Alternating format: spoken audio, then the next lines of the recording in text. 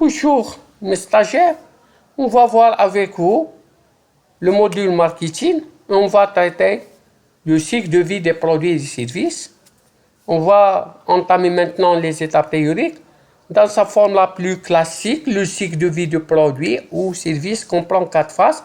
À chaque phase du cycle de vie correspondent des décisions mercadiques adoptées. Les phases, première phase, c'est le lancement. La concurrence est faible, inexistence. Les investissements en recherche et développement sont élevés. La rentabilité est faible. Le prix est fixé en fonction des objectifs stratégiques et des coûts. La communication est importante. L'objectif est de faire connaître le nouveau produit ou service. Maintenant, deuxième phase, c'est la croissance.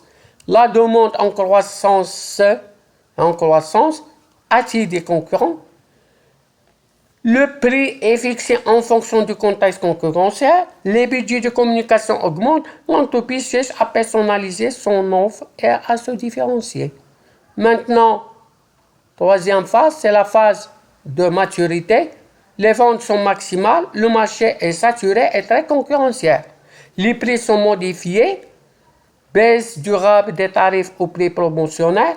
La communication s'oriente vers des actions de promotion des ventes pour fidéliser la clientèle. L'entreprise doit reconsidérer son offre. Elle peut envisager d'investir dans le développement de nouveaux produits et services.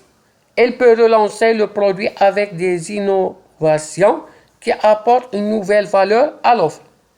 Maintenant, la dernière phase, c'est le déclin. Les ventes diminuent, les débouchés sont insuffisants, les concurrents disparaissent.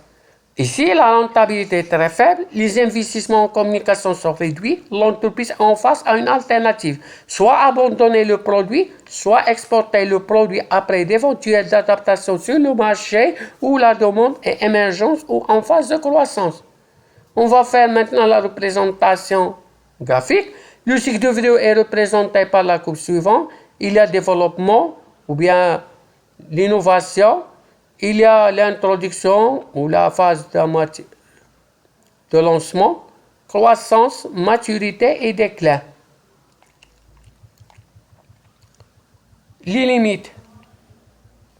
La théorie du cycle de vie a ses limites car la durée de vie des produits est très variable. Les cycles de vie atypiques sont nombreux. Certains produits sont sur le marché depuis plusieurs années, par exemple stylo bic, boisson, Coca-Cola, et ne connaissent pas de déclin. D'autres, au contraire, disparaissent rapidement du marché. Par exemple, les produits de mode, la mode. Certains produits ne connaissent pratiquement de phase de lancement et ont très rapidement une croissance forte. Par exemple, les téléphones portables DVD. D'autres produits n'arrivent pas à décoller et sont vite des échecs. Les produits à forte complicité technologique à prix élevé ont souvent une phase de lancement longue et une croissance lente. Par exemple, télévision à écran plat. D'une manière générale, on constate que les cycles de vie des produits ont tendance à se raccourcir de plus en plus. Cela oblige les entreprises à rentabiliser les investissements liés aux innovations les plus rapidement possible. Merci de votre attention et jusqu'à la prochaine vidéo, on va traiter les types et les sources d'informations pour l'étude de marché. N'hésitez pas à poser les questions, n'hésitez pas d'abonner et autres poser les questions باش نجاوبكم. الله يحمي ودير ابونا باش تشجعونا باش نطرحوا d'autres sujets.